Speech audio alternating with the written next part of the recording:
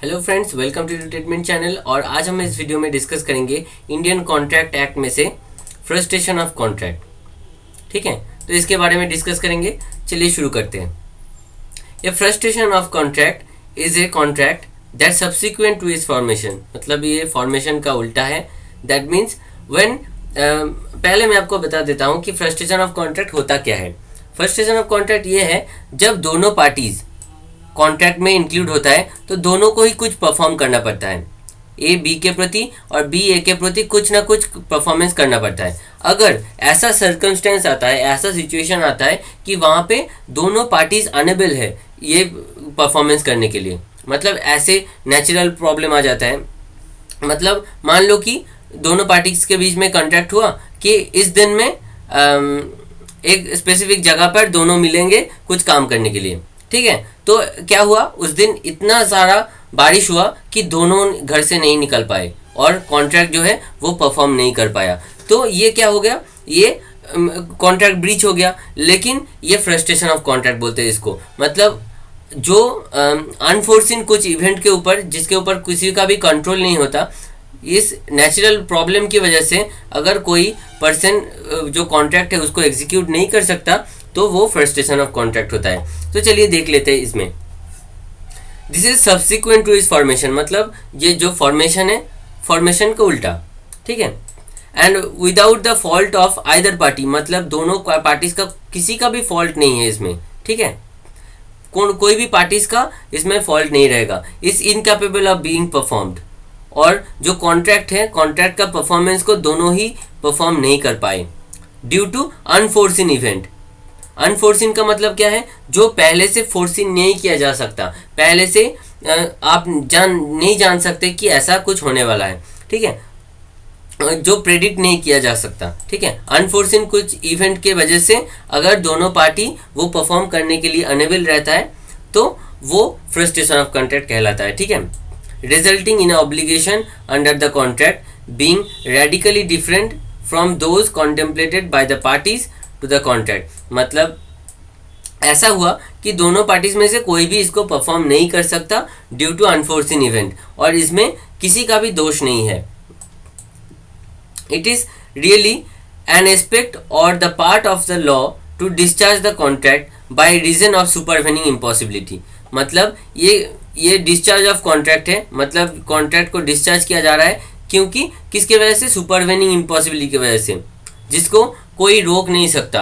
Supervening है, ठीक है, जो इम्पॉसिबिलिटी और इलीगलिटी ऑफ द एक्ट, मतलब अगर कोई इलीगल एक्ट है, एग्रीड टू डन,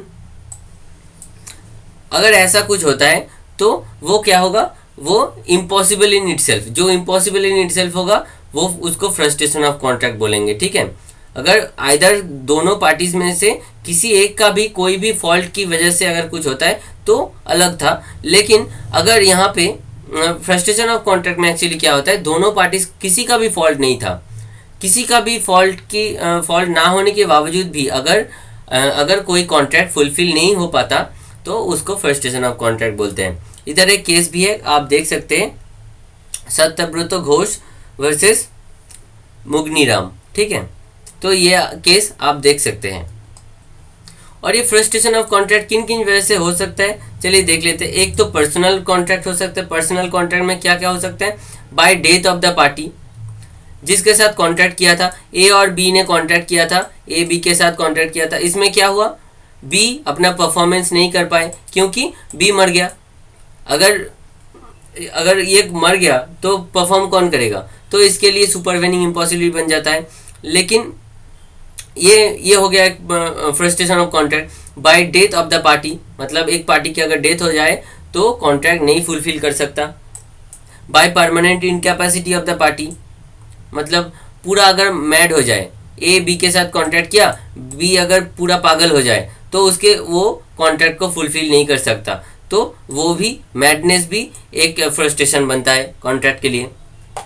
तो उसके बाद देख लेते अदर कॉन्ट्रैक्ट। दूसरे कॉन्ट्रैक्ट में ऐसा क्या होता है, इम्पॉसिबल इन इटसेल्फ। अगर ऐसा कोई कॉन्ट्रैक्ट है जो इम्पॉसिबल इन इटसेल्फ है, मतलब अगर मैं किसी एक पर्सन को पैसा देता हूँ, 500 रुपये देता हूँ, मैं बोलता हूँ तू 10th फ्लोर से कूद जा नीचे, तो ये इम्पॉसिबल है, मतलब वो नहीं कर सकता, ठीक है, तो ये नहीं है। तो ये जो है ये भी फ्रस्ट्रेशन ऑफ कॉन्ट्रैक्ट होगा। उसके बाद सुपरवेनिंग इम्पॉसिबिलिटी, ठीक है। सुपरवेनिंग इम्पॉसिबिलिटी का मतलब क्या है?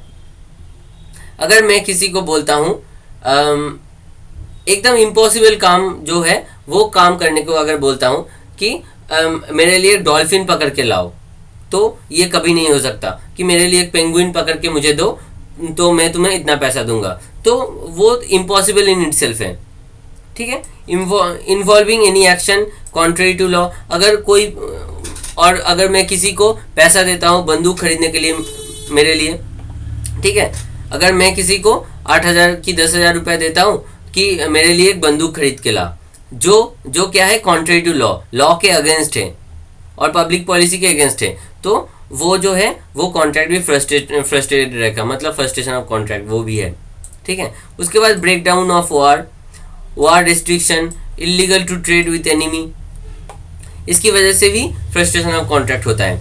उसके बाद देख लेते हैं डिस्ट्रक्शन ऑफ सब्जेक्ट मैटर, मतलब अगर मेरा एक ज़मीन है वो मैं किसी और को बेचना चाहता हूँ, अगर किसी कारणवश इसमें ये जो लैंड है अगर ये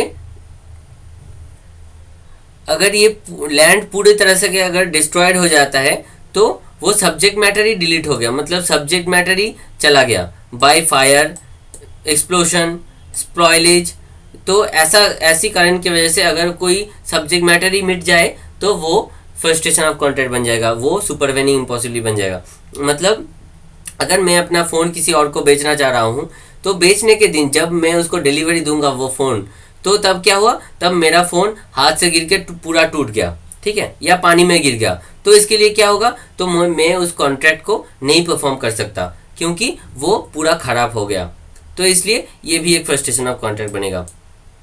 उसके बाद है happening of event which regarded to be contract impossible to perform without and cannot include hard or difficult cases in abnormal case, rise or fall।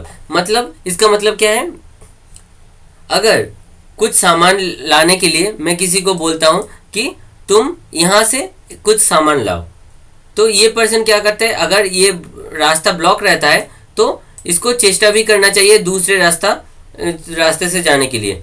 अगर ये मुझे आके बोलता है कि मैंने परफॉर्म नहीं कर पाया क्योंकि ये रास्ता ब्लॉक था, तो ये मैं नहीं मानूंगा क्योंकि ये फ्रस्ट्रेशन ऑफ कॉन्ट्रैक्ट नहीं रहेगा, क्योंकि अगर ये ट्राई करता तो दूसरे रास्ते से भी ये परफॉर्म कर सकता था। तो ये हार्ड और डिफिकल्ट काम कोई फ्रस्ट्रेशन ऑफ कॉन्ट्रैक्ट नहीं है, ठीक है। तो ये था फ्रस्ट्रेशन ऑफ कॉन्ट्रैक्ट के बारे में डिटेल एक वीडियो नोट्स के आकार में। तो अगर आप चाहें तो ये नोट्स को कॉपी कर सकते हैं अपने एग्ज़ाम में लिखने के लिए, ठीक है। अगर वीडियो अच्छा लगा है तो सब्सक्राइब कर देना चैनल को। Thanks for watching. और अगर आपको कोई प्रॉब्लम है तो let me know in the comment below.